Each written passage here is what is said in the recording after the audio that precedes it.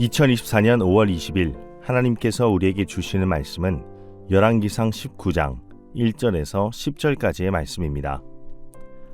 아합이 엘리야가 행한 모든 일과 그가 어떻게 모든 선지자를 칼로 죽였는지를 이세벨에게 말하니 이세벨이 사신을 엘리야에게 보내어 이르되 내가 내일 이맘때에는 반드시 내 생명을 저 사람들 중 한 사람의 생명과 같게 하리라.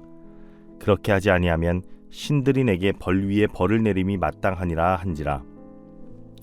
그가 이 형편을 보고 일어나 자기의 생명을 위해 도망하여 유다에 속한 브엘세바에 이르러 자기의 사환을 그곳에 머물게 하고 자기 자신은 광야로 들어가 하룻길쯤 가서 한 로댓나무 아래에 앉아서 자기가 죽기를 원하여 이르되 여호와여 넉넉하오니 지금 내 생명을 거두시옵소서.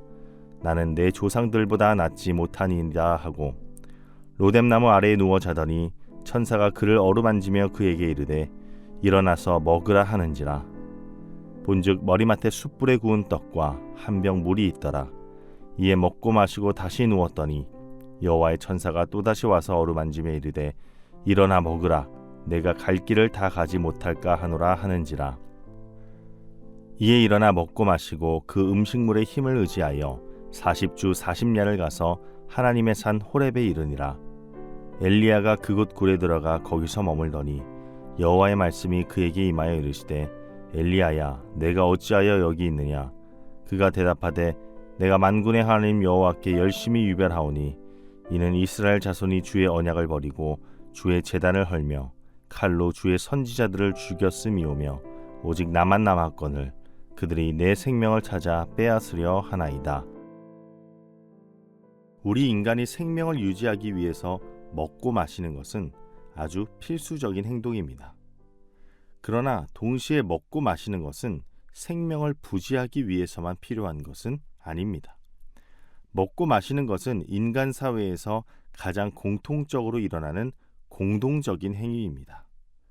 더 나아가 먹고 마시는 일에 참여하는 것은 중요한 일들을 알리는 보편화된 방법이기도 합니다.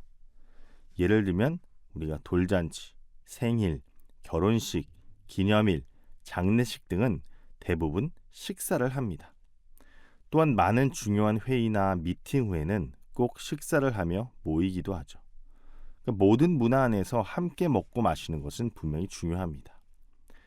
이 먹는 행위는 그런데 단순히 배가 부르기 위해서 먹는 것만이 아니라 의미를 부여하기 위해서 먹는다는 거죠. 우리가 커피를 마실 때 배가 불러도 커피는 마십니다. 왜요? 의미를 공유하기 위해서. 커피를 한잔 하자는 것, 우리 언제 한번 커피 한잔 하자. 이건 단순히 액체로 된 카페인을 우리가 충전시키자 이런 말이 아니라 커피를 마시며 너와 내가 조금 더 가까워졌으면 좋겠다라는 나눔과 교제의 의미가 있는 겁니다. 이 이야기를 하는 이유는 오늘 본문에서 엘리야가 가장 처절한 때에 있을 때 하나님께서 엘리야에게 무엇을 했기 때문입니까? 먹이고 마시는 행위를 하셨기 때문입니다.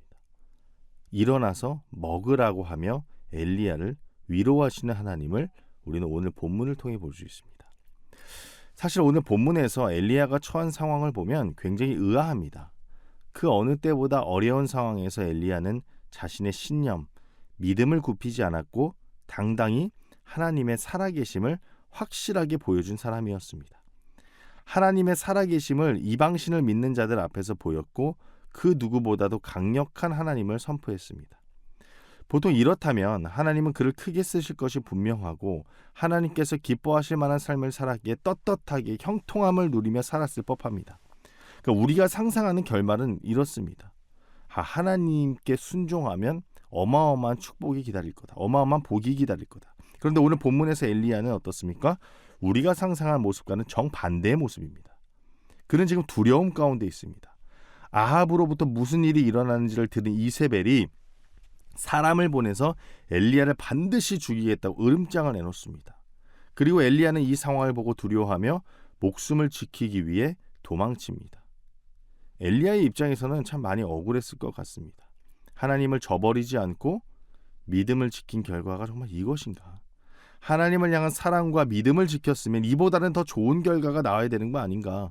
왜 여전히 주님을 모욕하는 자들에게 내가 지금 쫓겨야 하는 것인가? 하나님의 그 강한 하늘로부터 내리는 불꽃이 왜 정작 지금 정말 필요할 때는 침묵하고 있는가? 여러 가지 생각을 하지 않았을까 싶습니다. 그도 실제로 그러한 마음으로 광야로 피해 들어갔을 겁니다. 그리고 로뎀나무 아래에서 4절에서 나와 있는 것처럼 이렇게 한탄합니다. 자기 자신은 광야로 들어가 하룻기쯤 가서 한 로뎀나무 아래에 앉아서 자기 죽기를 원하여 이르되 뭐라고 말했다 합니까? 여호와여 넉넉하오니 지금 내 생명을 거두어 주옵소서. 나는 내 조상들보다 낫지 아니합니다. 하나님의 뜻이 확실히 보여지고 성취되었음에도 늘 찾아오는, 우리에게 찾아오는 이 고난의 시간, 내가 하나님을 믿고 그분께 찾아가고 그분의 말에 순종하면 지금 진행되는 이 고난이 끝이 될 줄 알았는데 끝이 아니라 오히려 지속되는 겁니다. 이 시간을 우리는 어떻게 해석해야 하는 것인가? 그래서 그런 일말의 희망도 사라진 시점에 엘리야는 지금 자신을 죽여달라고 하는 겁니다. 사실 우리의 행동을 되돌아봐도 하나님께 순종하고 하나님께 매달리고 우리가 그분께 기도하는 정말 가장 솔직한 이유가 뭡니까? 하나님이 나를 책임져 주신다는 믿음 때문입니다. 하나님을 신뢰하기 때문입니다. 그래서 정말 어려운 순간에 내가 인내하고 기도하며 그 조그만 믿음의 영적인 영역에서 믿음의 결단을 내립니다. 그러면 그 결단의 순간부터 하나님이 차다다닥 해결해 주실 것이라고 기대합니다. 일사천리로 모든 일이 진행될 거라고 생각합니다. 그런데 그런 기대와는 달리 여전히 내 삶 가운데 고난이 존재하고 여전히 해야 할 것들이 많고 오히려 걱정거리가 더 생기는 것 같습니다. 그러면 때로는 내가 내린 그 믿음의 결단에 대해서 의심이 생기기도 하고 반대로는 내가 정말 그 하나님의 약속을 쟁취하고 성취해 나갈 만한 합당한 인물인가라는 자책을 하게 됩니다. 엘리야를 보십시오. 4절을 보면 지금 내 생명을 거둬주십시오. 나는 내 조상들보다 낫지 못하나이다. 자신은 자격이 없는 것 같다라는 겁니다. 그런 놀라운 이적을 경험하고 그를 통해서 하나님의 살아계심이 온 천하에 증거됐음에도 그는 여전히 그 가운데서 나는 하나님의 약속을 이루기에는 정말 자격이 없는 자인 것 같습니다. 그러니까 진심으로 지금 얘기하는 겁니다. 그러니까 하나님의 소명이 버거워 보이는 겁니다. 근데 여러분, 이 모든 상황의 지금 근본적인 이유가 뭡니까? 그러니까 엘리야의 기준에서 자신이 기대했던 상황과는 지금 전혀 다르게 현실이 흘러가는 겁니다. 그러니까 내 기준에서, 인간의 기준에서 하나님의 말씀에 순종하면 모든 것이 다 잘 되고 하나님이 나에게 복을 주실 거라고 생각을 했어요. 근데 지금 내가 처해 있는 상황은 고난이에요. 이걸 잘 생각해 보세요. 내가 생각했을 때 하나님의 입장이 아니라 내 입장에서 내가 하나님의 말씀에 순종하고 기대했던 상황은 복의 상황인데 지금 하나님은 복의 상황을 준 게 아니라 내 기준에서 지금 고난의 상황을 줬단 말이죠. 그러니까 우리도 이와 같은 거예요. 우리가 나름 하나님 앞에 최선을 다하기 위해서 살아왔고 그분의 뜻에 순종하여서 그분이 인도하신 길로 들어왔다고 생각했는데 그래서 나머지 나의 일상과 모든 일들을 책임져 주시고 복을 주실 것이라고 생각했는데 여전히 내 삶은 절망과는 거리가 멀지 않고 여전히 바뀐 거 없고 하나님이 가라고 한 그 길은 역시나 고되고 좁은 길이라는 거죠. 근데 하나님은 우리에게 좋은 걸 주시는 분이 아니었나? 이렇게 생각할 수가 있어요. 근데 반대로 하나님의 입장에서 우리의 상황을 해석해 보자는 거예요.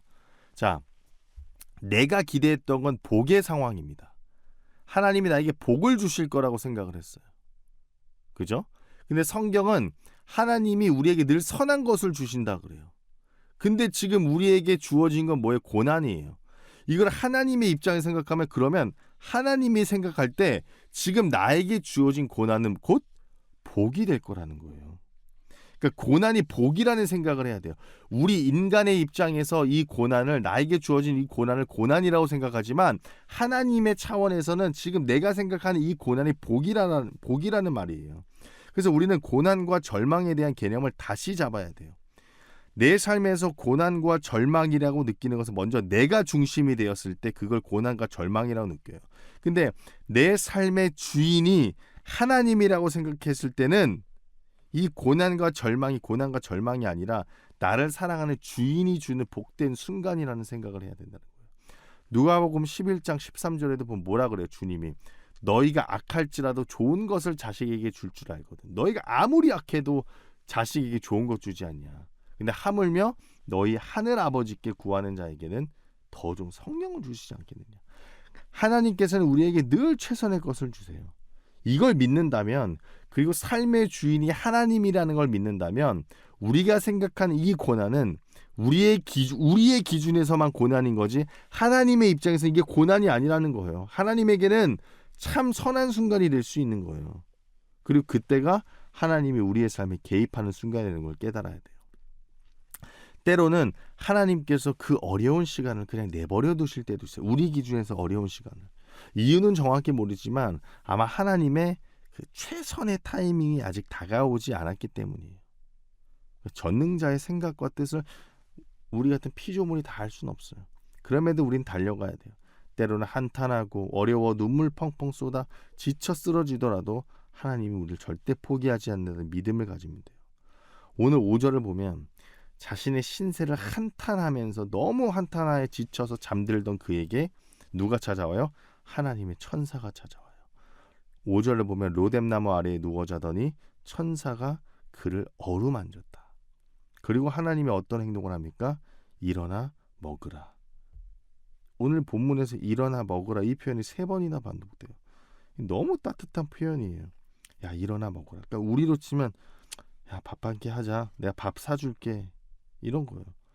그러니까 이 먹는 행동에는요, 아까 얘기한 것처럼 단순히 육체적인 허기짐을 채우는 것 이상의 표현이에요. 사랑이에요.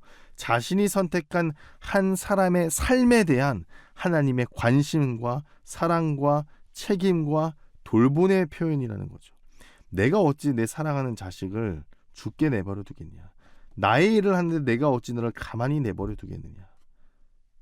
심지도 아니하고 거두지도 아니하고 골방도 없고 창고도 없는 새들도 하나님이 기르는데 너희는 새보다 얼마나 더 귀한 존재냐라고 말씀하시는 거예요. 이게 참 우리의 큰 위로가 돼요. 사랑하는 여러분, 우리는 넘어질 수 있습니다. 심지어 성경에서 큰 본이 되고 살아서 하늘로 올라간 엘리야조차도 하나님의 사명에 버거워서 슬퍼하고 낙담하고 절망합니다. 넘어질 수 있어요. 두려울 수 있어요. 그래도 여전히 하나님은 우리와 함께 계시고 우리를 먹이시는 분이에요. 지쳐있는 우리에게 오늘도 말씀하는 거예요. 일어나 먹어라. 내가 주는 영원한 양식을 먹어라. 삶의 회복은 하나님이 주권적으로 이끌어가는 거예요. 우리가 아니에요. 하나님은 그분의 백성을 버리지 않고 우리가 비록 우리의 연약함으로 잘못된 상황을 판단하고 있을지라도 우리와 대화하시며 우리를 만지시고 우리를 회복시키는 분이 바로 우리 하나님입니다. 그 하나님이 우리와 함께 계심을 믿어 의심치 마시기 바랍니다. 기도하겠습니다. 하나님, 우리의 삶 속에서 우리를 늘 영적으로 먹이시고 우리를 늘 돌보아 주시는 하나님의 손길을 다시 한번 느낍니다. 주님, 우리가 하나님의 돌보심을 피하지 않고 그것들을 누리며 이 땅 가운데 삶을 기쁘게 살아갈 수 있도록 하여 주옵소서. 하나님을 끝까지 신뢰하고 믿는 자들 되게 하여 주옵소서. 예수님의 이름으로 기도합니다. 아멘.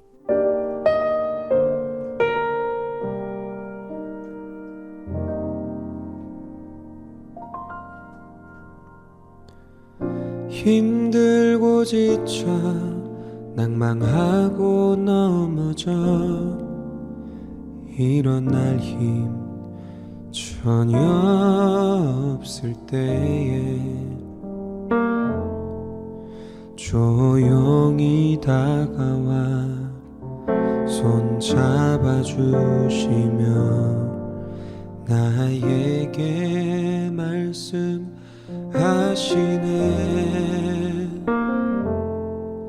나에게 실망하며 내 자신 연약해 고통 속에 눈물 흘릴 때에 자국 난 그 손길 눈물 닦아주시며 나에게 말씀하시네.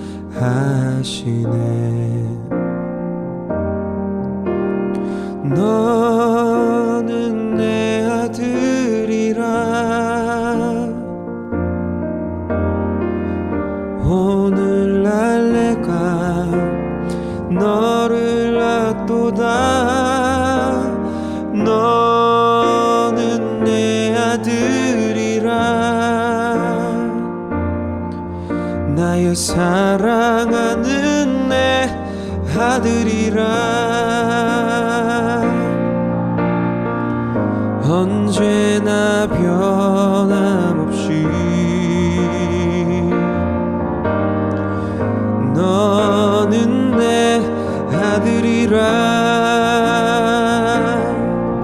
나의 십자가 고통 내 산의 그 고통으로 내가 너를 낳았으니